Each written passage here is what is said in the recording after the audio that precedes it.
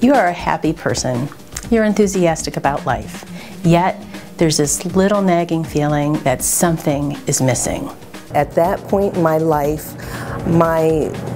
was in disarray, and I was putting all of my work first instead of me. Before I started working with Lisa, I was really kind of just sort of scrambling with a few ideas here and there, and knew I wanted to pursue some of them. I've been doing that mixed plate, working at a daytime job and working at my HR recruiting career coaching business part-time for 3 years. Well, I was in the middle of a job search and really kind of hip deep in the resume and the interview and all the kind of the minutia of doing the job search. Well, more it was the personal getting in the way of the professional, just because there were so many things in life that I had to deal with that I didn't have control over. Most of my clients are either going through a life transition or they know one is coming. They've lost a job. It's time to move out of the job they're in. They've outgrown it. Their children are about to go on, move out of the house, and they're asking themselves, what's next? They've accomplished the goals that they initially set out to at the beginning of their adulthood, and now at midlife, they're ready to step it up a notch, but they're not exactly sure which direction it is they wish to go in. One of the coping strategies that many of my clients have in common is that they are a very creative, outgoing bunch. They are optimistic, they are forward-thinking people. Hi, my name is Deb Best, and I am a human resources, recruiting, and career coaching consultant. My name is Jason Tabor. I'm a financial advisor with Principal Financial Group. My name is Pete Gernert-Dott. I'm a healthcare consultant and a clinical psychologist. I'm Vera Dordick. I'm principal in Tangible Development LLC. We're a PR, marketing, branding, and cultural awareness training consulting firm. I have a 20-year career in higher education, nonprofit PR, and in government service, and I also have a degree in pastry. They think in terms of opportunities, what can be done. And that is a great strategy to use about a third of the time. Because there's also that point where you need to take a step back, where you're dotting I's and crossing T's to make sure that that great idea that you had comes to fruition. And one of the things that I've been able to help my clients do is to stay enthusiastic right till the very end so that their goals are met. I'm Carolyn Sable, and I own my own bookkeeping business, and my husband and I own a liquor store, Country Wine and Spirits. I met Lisa probably about 5 years ago. We belonged to an organization.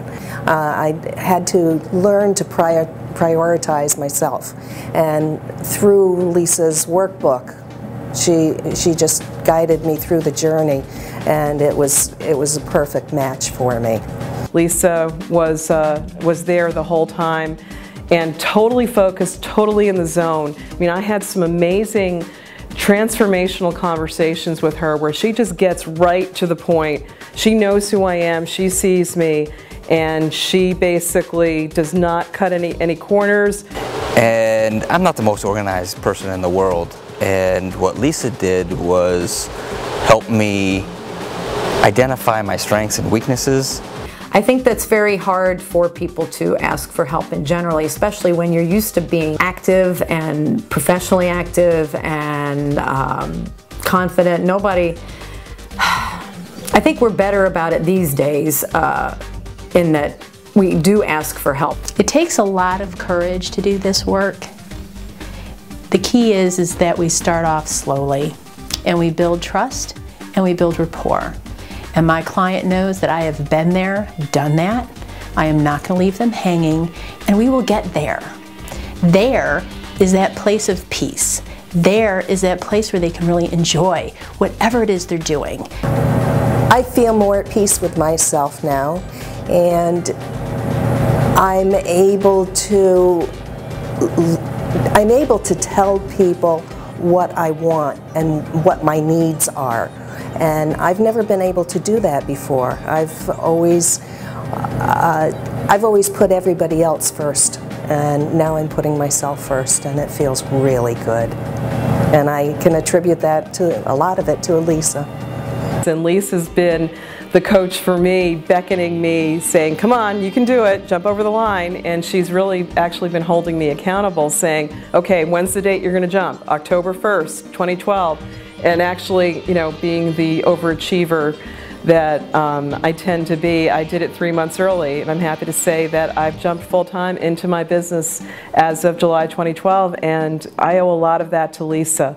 Oh, I definitely recommend Lisa to a friend because I liked her communication style in that she was able to help me learn about myself in a non-threatening way.